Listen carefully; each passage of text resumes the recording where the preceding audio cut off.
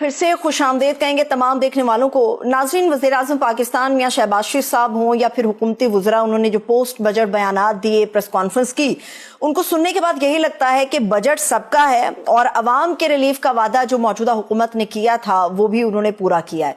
क्योंकि तनख्वाहदार तबके के जो स्लैब्स हैं, अगर वो देखा जाए, रिलीफ है उनमें, तनख्वाहें देखी जाए, पेंशन देखी जाए, उसमें भी इजाफा है, माहाना उजरत में भी 10% इजाफा कर दिया गया है। एक्सपोर्टर्स को उन्होंने कहा कि जी हम रिलीफ दे रहे हैं, तामीराती शोबे के लिए मराहत हैं और जो बरामदी शोबा है उसके लिए भी रिलीफ के ऐलानात किए गए हैं।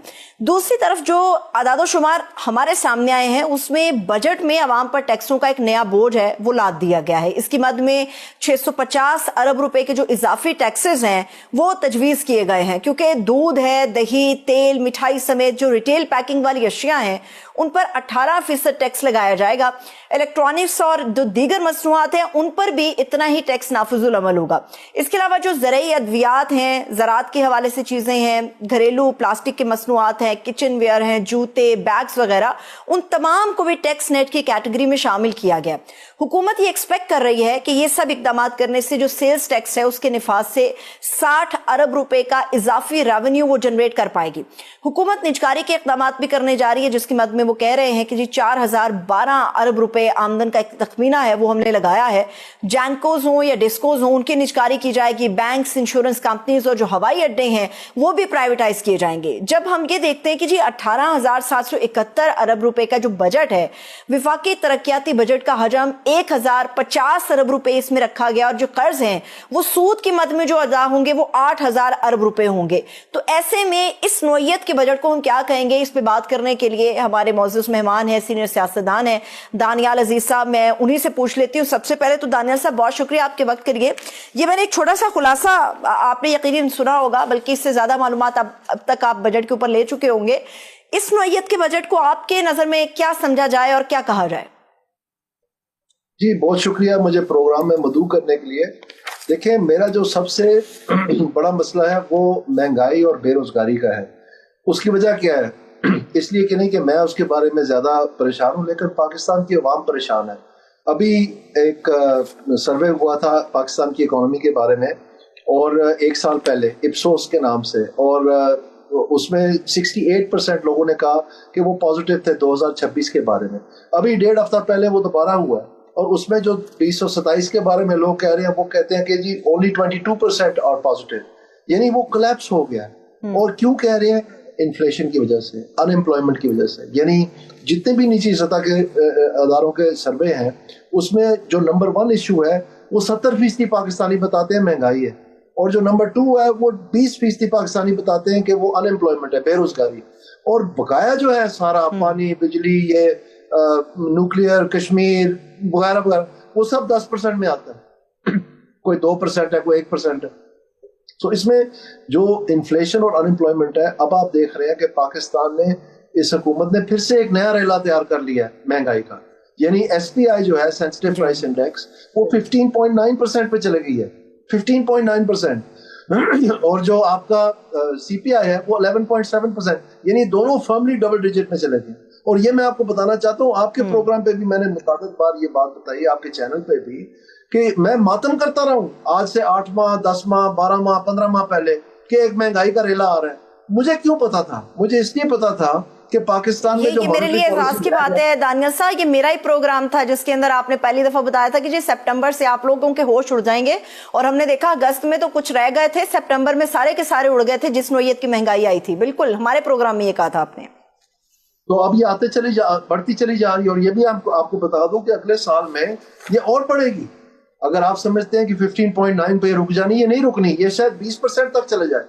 और ये जो है पाकिस्तान की अवाम अब बर्दाश्त नहीं कर सकती। जो पहले ही ये एक पहाड़ टूटा था महंगाई का इनके ऊपर, उसकी दाब के नीचे से अभी तक लोग निकले ही नहीं है कि ऊपर से एक नया पहाड़ तोड़ दिया उनके ऊपर। तो ये कम से कम हमें पता है कि ये सारे नारे इनके खोखने हैं। कोई रियासत मदीना लेके फिर रहा है, कोई वोट को इज्जत लेके फिर रहा है, कोई जो है वो रोटी कपड़ा मकान लेके फिर रहा है, लेकिन कम से कम ये ज्यादती तो ना करें। एक जमाना था कि हम 1000 रुपए लेके जाते थे बाजार में, हमारी सारी चीजें आ जाती थी। अब हम 5000 भी लेके जाए तो वो पता नहीं किधर उड़ जाता है, पता नहीं कहां से लाए हम। हर घर में लड़ाई है। मुझे पता है लोगों का जो ना मोबाइल फोन बेच के अपने बिजली के बिल दिए, मोटरसाइकिल बेच के बच्चों की स्कूलों की फीस दी है, अब वो कहां से लाएं? یہ نہیں پاسبل ہے. یہ گورنمنٹ کو گارنٹی کرنا پڑے گا کہ ہم نہیں مہنگائی کریں گے. اور یہ مہنگائی سب سے بڑی بات ہے, مہنگائی ہوتی نہیں ہے, مہنگائی کی جاتی ہے, اور اگر کی جا رہی ہے تو کوئی نہ کوئی مستفید ہو رہا ہے اس سے. تو یہ سمجھنے کی بات ہے. تو اگر یہ لاسٹ اپریل میں آپ کو بتاتا ہوں, لاسٹ اپریل میں یعنی آج سے تقریباً 1 سال اور 1 ماہ پہلے پاکستان میں مہنگائی کی شرح 3% پہ آ گئی تھی. تو یہ جو بتاتے ہیں ہمیں کہ منافع خوری اور ذخیرہ اندوزی کی وجہ سے مہنگائی ہوتی ہے, اور انہوں نے فورسیں بنائی ہوئی ہیں, پیرا میرا چیرا پتہ نہیں کیا کیا, وہ نئے کمکمے اور وردیاں شردیاں, اور بڑا جا کے لوگوں کو ڈرا دھمکا رہے ہیں, تو پھر یہ 15.9% پہ کیوں پہنچ گیا 3% سے؟ یہ سارے حج پہ چلے گئے, ایکس پاکستان لیگ پہ چلے گئے سارے ڈپٹی کمشنر. اصل بات یہ جھوٹ ہے. تو کوشچن از کہ یہ کیوں ملوث ہے اس جھوٹ میں لوگوں کو بیوقوف بنانے میں؟ یعنی مہنگائی یہ اسٹیٹ بینک سے خود کرتے ہیں, اور پھر یہ جا کے بےچارے غریب ریڑی والے کو یا قصاب کو یا کریانے والے کو پکڑ لیتے ہیں. اور ہماری سائیکالوجی میں پہلے سے یہ بات رچی ہوئی ہے کہ بازاری جو ہے نا ایک گالی ہے کہ جی یہ تول پورا نہیں کرتے ہیں, یہ جی ملاوٹ کرتے ہیں, یہ چہرہ دیکھ کے قیمت لگاتے ہیں, یہ وہ ایسا 100 باتیں بنی ہوئی اس طرح. تو ایک طرف ہم کہتے ہیں کہ پاکستان کا جو اکانومی ہے یہ مارکیٹ کے ذریعے آگے چلے گی, دوسری طرف ہم کہتے ہیں کہ مارکیٹ کے اوپر آپ نے یہ چھاپے مارے اور لوگوں کو گرفتار کریں, جبکہ آپ مہنگائی خود کر رہے ہیں. کتنی ستم. یہ مارکیٹ کے حوالے سے بھی گورنمنٹ نے کچھ پالیسیاں تو دانیال صاحب نکالی ہیں. چل صاحب انہوں نے اس میں کہا ہے کہ جی ایک تو تاجروں کے حوالے سے انہوں نے نکالی ہے, دوسرا انہوں نے کہا کہ جی ہم نے جو ایک پبلک کو ریلیف دے دیا ہے, جو ٹیکسوں کے اندر ہم ریلیف دے رہے ہیں وہ بھی ہم نکال رہے ہیں. پھر انہوں نے کاروباری طبقے کے لیے جو سپر ٹیکس ہے اس کو ختم کرنے کی جو بات کی ہے, تو اس سے کہہ رہے ہیں کہ ایک تو انکم جنریٹ ہوگی, دوسرا شاید مارکیٹ کے اندر روزگار بھی پھیلے گا. ابھی وزیر خزانہ صاحب کو میں سن رہی تھی کل پرسوں, وہ یہ کہہ رہے تھے کہ جی 3900 نئی کمپنیاں جو رجسٹرڈ ہوئی ہیں, اور پچھلے سال کا جو اکانومک سروے انہوں نے پیش کیا ہے تو اس میں تو کوئی سرمایہ کاری ہمارے پاس ہے ہی نہیں. آپ دیکھ لینا جی, آپ بھی ادھر ہی ہیں, ہم بھی ادھر ہی ہیں. یہ ہر حکومت نے ایمنسٹی اسکیم دی ہے, اور جو حکومت جو پارٹی کہتی تھی کہ ہم مر جائیں گے ایمنسٹی اسکیم نہیں دے گی, یہ چوروں کے لیے ہوتی ہے, انہوں نے بھی آ کے عمران خان صاحب نے ایمنسٹی اسکیم دے دی. سب سے پہلے علیمہ خان نے اس میں اپنا وہ فائلنگ کی. تو آپ اس بات کو دیکھیں, آپ کو پتہ ہے یہ جو تاجروں کی انہوں نے اسکیم دی ہے ابھی والی, یہ ایمنسٹی اسکیم ہے. ایمنسٹی کیا ہوتی ہے؟ ایمنسٹی ہوتی ہے کہ جو باقی ٹیکس ریٹ دے رہے ہیں اس سے کم پہ آپ پونے دے کے تو اپنی جان چھڑوا لیں. تو 1% کیا ہے, آپ کا کیا خیال ہے؟ یہ جو بیچارے غریب ہیں جن کو ٹانگ دیا انہوں نے پی ٹی ایل میں, جن کی 85% ہمارا ایندھن جو ہے وہ 2 ویلر اور 3 ویلر استعمال کرتے ہیں, آپ کو پتہ ہے اس بات کا. تو ان کو آپ نے 77% بڑھا دیا, 77%.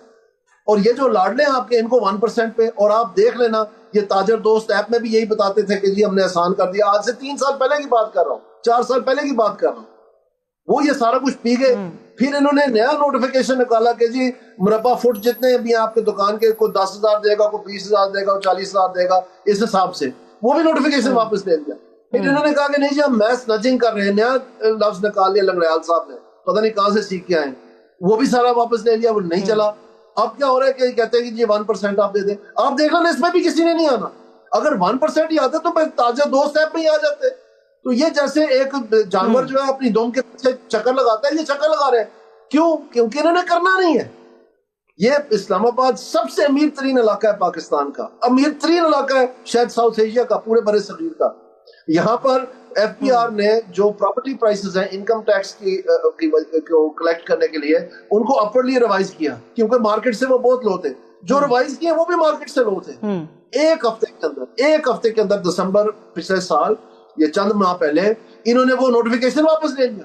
ٹھیک ہے, 1 مہینے کے بعد جب وہ دوبارہ نافذ ہوا تو اس میں سارے ریٹ کم تھے اور بہت سارے علاقے غائب تھے اس میں سے. جی, ایک طرف یہ قانون ہے, دوسری طرف یہی بحث ہو رہی ہے دانیال صاحب, یہی بحث ہو رہی ہے کہ یہ جو کہہ رہے ہیں نا کہ منیمم آپ 25,000 دے کے اسکیم کے اندر شامل ہو سکتے ہیں. سوال یہ ہے کہ 25,000 تو دور, 1,000 روپیہ کوئی تاجر دینے کو تیار نہیں ہوگا جو گورنمنٹ سوچ رہی ہے. اور پھر اتنی فورسز بنانے کے بعد مہنگائی قابو نہیں ہو رہی, تو یہ کیسے یقینی بنائیں گے کہ اگر کوئی تاجر اسکیم کے تحت اندر آ بھی جاتا ہے, ان کے پاس آ بھی جاتا ہے, رجسٹرڈ ہو جاتا ہے, تو وہ اضافی بوجھ ایک عام کنزیومر کے اوپر شفٹ نہیں کرے گا؟ یہ کیسے کوئی یقینی بنائے گا؟ مہنگائی تو ہوگی, یہ تو ڈیفینیٹلی اندازہ ہو رہا ہے ہم سب کو کہ مہنگائی آگے مزید ہوتی چلی جائے گی. پھر تو یہ رک سکتی ہے نا جی, اور پاکستان کی گروتھ بھی ہو سکتی ہے.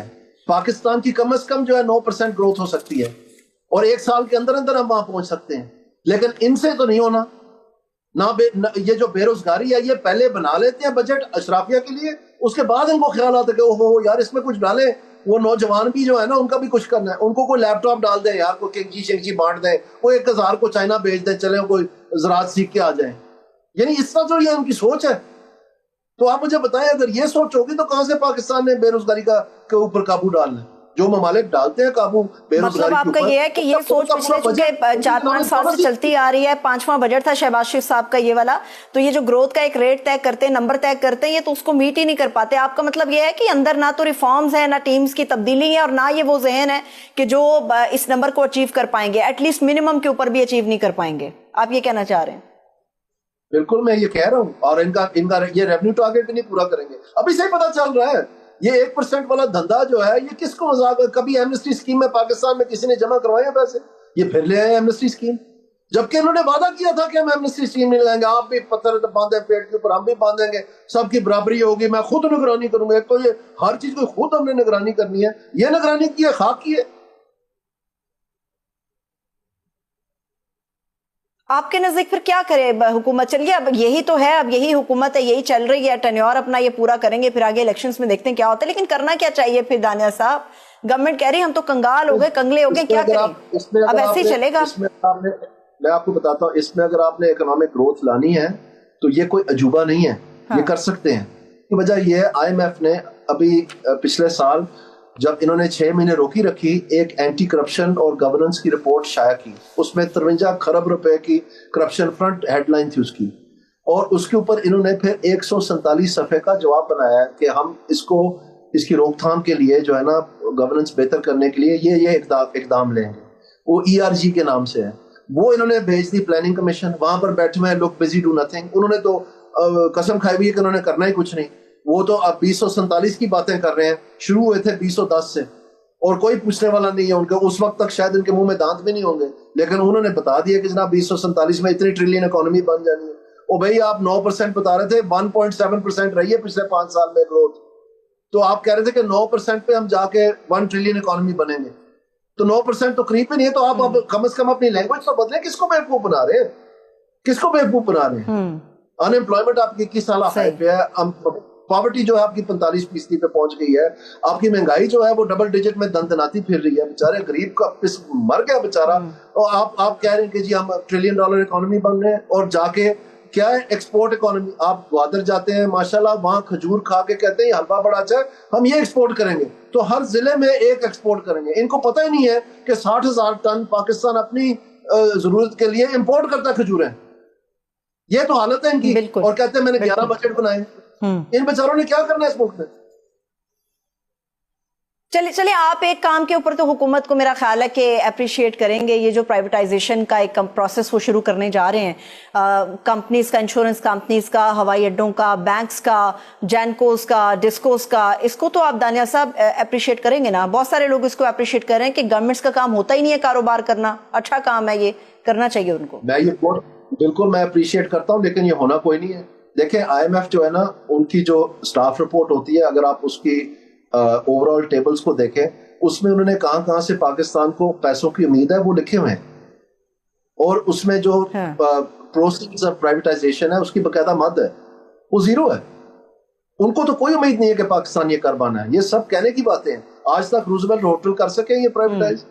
آج تک نہیں کر سکے. یہ PIA صرف اس لیے ہوا ہے کیونکہ اس میں یہ فوجی فرٹیلائزر آ کے تو اس میں حصے دار تھا. تو یہ جو ڈسکوز پرائیویٹائز کرنے نا دسمبر تک کہا ہوا ہے, یہ ہو گئے تو میں بھی ادھر ہوں, آپ بھی ادھر, ہم دیکھ لیتے ہیں. اچھا چلے, اگر ہم امید ظاہر کر لیں, چلے ہم اب اپنے آپ کو ذرا پر امید کر لیتے کہ گورنمنٹ کرنے جا رہی, لیکن میرا ایک کنسرن ہے اس کے اوپر دانیہ صاحب, اگر آپ میری رہنمائی کریں. وہ کنسرن یہ ہے کہ جو سبسڈی آلریڈی چل رہی ہے, ہمیں پتا چلا ہے کہ جو پرائیویٹائز کرنے کے بعد بھی وہ سبسڈی چلتی رہے گی, کیونکہ جو پرائیویٹ کمپنیاں ہوں گی وہ یہ بوجھ نہیں اٹھائیں گی, اور گورنمنٹ چاہے گی کہ سبسڈی ان پرائیویٹ کی جانے والی کمپنیوں کو اس لیے دیں کیونکہ یہ صارفین کو بوجھ نہ منتقل کریں. تو یہ پھر کیسی پرائیویٹائزیشن ہے جس کا بوجھ پھر بھی گورنمنٹ ہی اٹھائے گی اور سبسڈی بھی دی جائے گی؟ یہ کیسے ہوگا یہ پورا پروسیس پھر؟ جی جو لائف لائن کنزیومر ہیں ان کو سبسڈائز بجلی ملتی ہے, میرے خیال میں آج کل 300 یونٹ کے برابر ہے وہ. تو اس کے اوپر اگر حکومت چاہتی ہے تو وہ دے سکتی ہے. اس میں میرا نہیں خیال ہے کہ اس میں کوئی عجوبہ ہے. جو پرائیویٹ سیکٹر کمپنی ہے اس سے نہیں, اگر کمپنیوں کو پرائیویٹائز بھی کر دیا جائے اس کی صورت میں, اس مد میں بھی گورنمنٹ یہ کر سکتی ہے پھر؟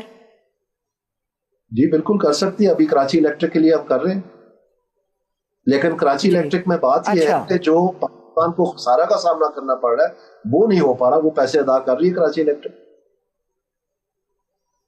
ٹھیک ہے. اب ذرا ایک اور چیز کے اوپر آپ کا تجزیہ چاہوں گی. یہ جو 3rd شیڈول کے اوپر مزید چیزیں انہوں نے ایڈ آن کی ہیں, یہ تو دانیہ صاحب کسی ایک چھوٹے گھر کے اندر بھی استعمال ہونے والی, ایک بالکل ہی معمولی سے کچن کے اندر بھی یہ چیزیں, یہ آئٹمز یوز ہوتی ہیں.